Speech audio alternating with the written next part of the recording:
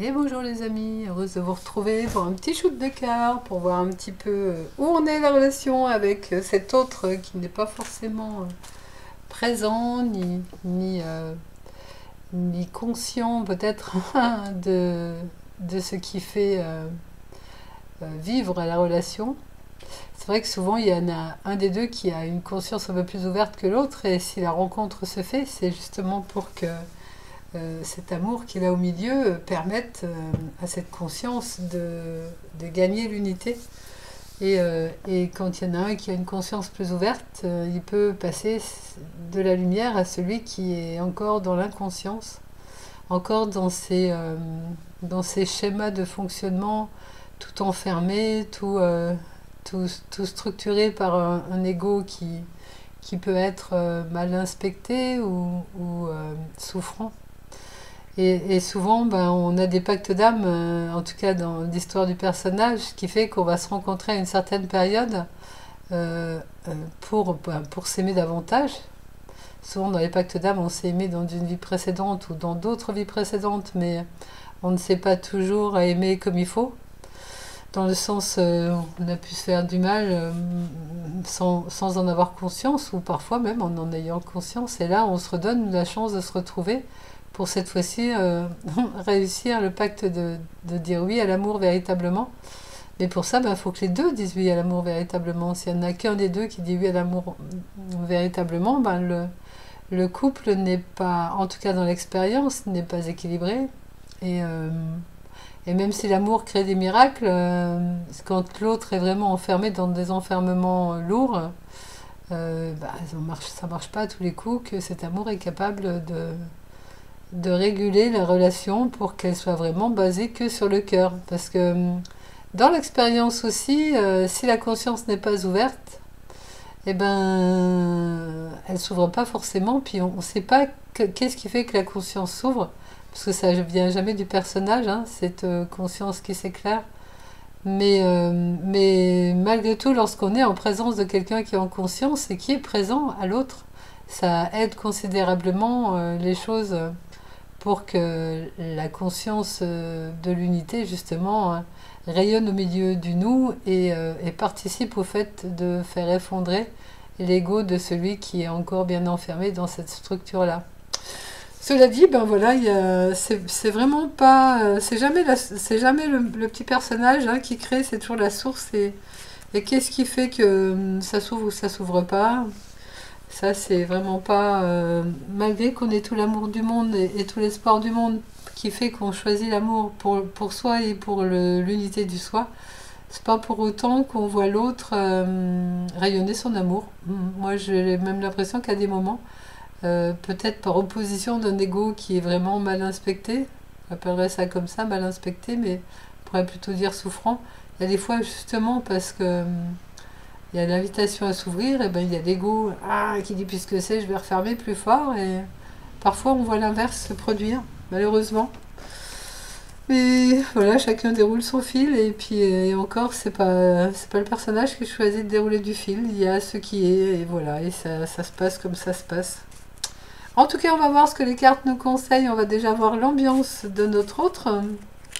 Parce que c'est vrai que choisir l'amour, c'est une grande chance. Mais tout le monde n'est pas capable de le faire. En tout cas, il ne semble pas que ça se joue comme ça dans certaines histoires.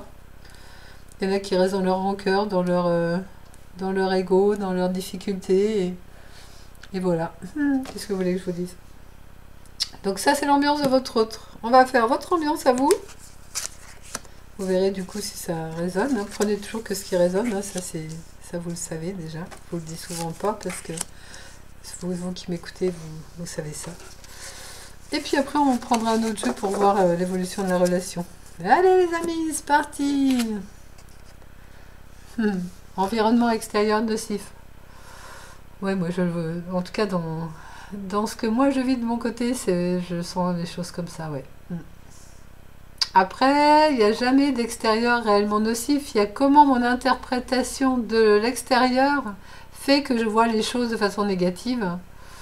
Mais cela dit, quand même, dans la situation du petit personnage, il y a des moments où on est entouré de gens qui nous mettent plutôt la tête dans l'eau plutôt que la tête hors de l'eau. En tout cas, ça donne l'impression là dans l'expérience et à des moments, il faut aussi savoir se positionner dans des environnements plus facilitants, comme être dans la nature par exemple, pour justement respirer un bon coup, se faire du bien, ou aller vers des gens qui sont justement en amour et positifs. Mais quand on est mal, malheureusement, on a tendance à aller avec ce qui est des vibrations basses, parce que c'est comme ça qu'on vibre, hein, et aller avec le bien. Moi, j'ai entendu Eckhart Tolle qui disait que lorsqu'une personne est vraiment dans un ego comme ça, très, très sombre, s'il est en face de quelqu'un qui est dans la conscience, eh ben, il n'arrive pas à batailler d'ego à ego, et du coup, ça ne l'intéresse pas, donc il s'en va. Ou alors, il a tellement pas de retour qu'il a besoin justement pour batailler, parce que l'autre est en pleine lumière, et du coup, ça dérange tellement que bah, ça ne va pas, quoi.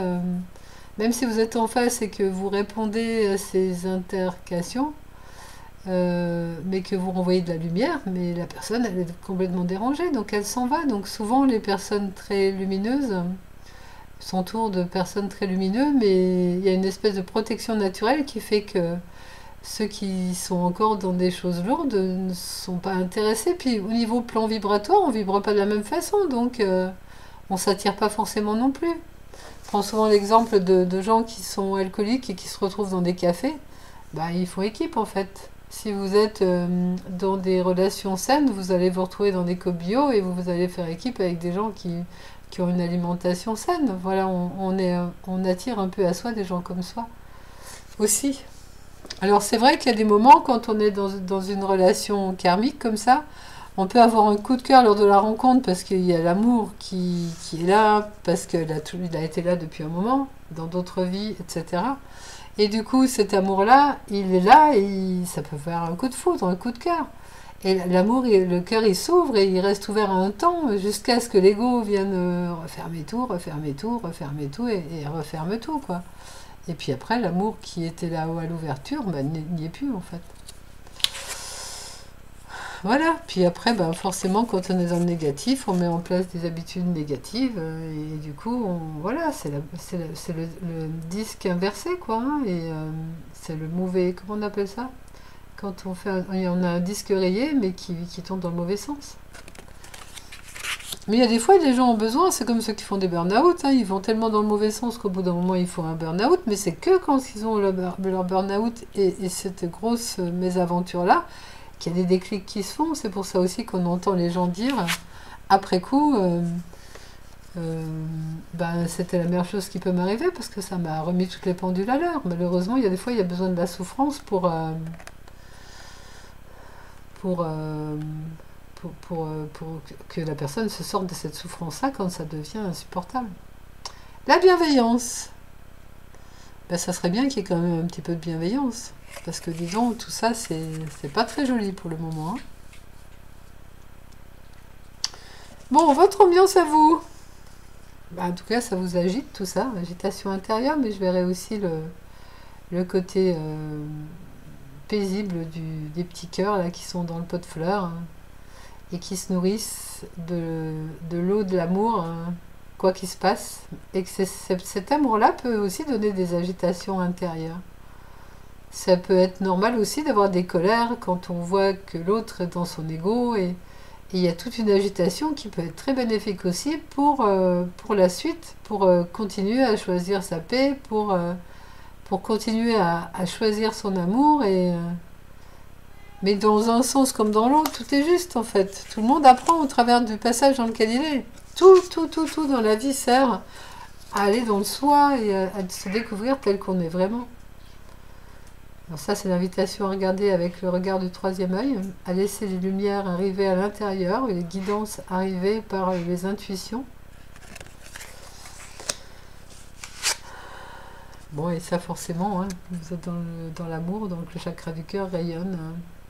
Si seulement toutes ces belles fleurs-là venaient, et c'est ce qui se passe de toute façon, venaient entourer, d'ailleurs c'est presque le même dessin, entourer d'amour toute cette ambiance un petit peu nocive dans laquelle est l'autre, comme ça va l'aider, lui, à sortir de là.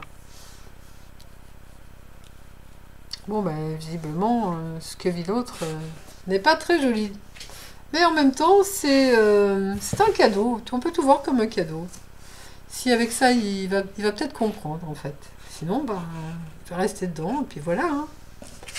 Bon, allez, comment va évoluer la relation? Ah là là. Parce que c'est vrai que dans l'expérience, normalement, les choses, elles sont toujours changeantes. Et quand on est dans le cœur, normalement, c'est une expansion vers le meilleur qui se passe. N'est-ce pas? On a toujours l'impression d'une expansion dans l'expérience. Allez, on va prendre le règle de la triade pour voir comment va évoluer la relation. Je vous ai mis des petites étoiles, hein, les petites étoiles qui arrivent avec l'ambiance de l'Avent et des fêtes de Noël. Toc, toc, toc. Alors, comment va évoluer la relation avec votre autre?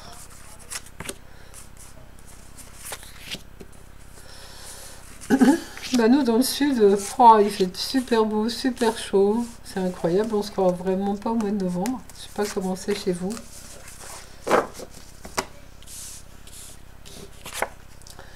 Bon, la carte du changement. La carte de fin de cycle, hein, une mort qui est là, c'est le début d'une nouveauté. Donc là, on parle de la relation. Donc ça serait bien qu'il y ait quelque chose de nouveau qui s'ouvre, effectivement.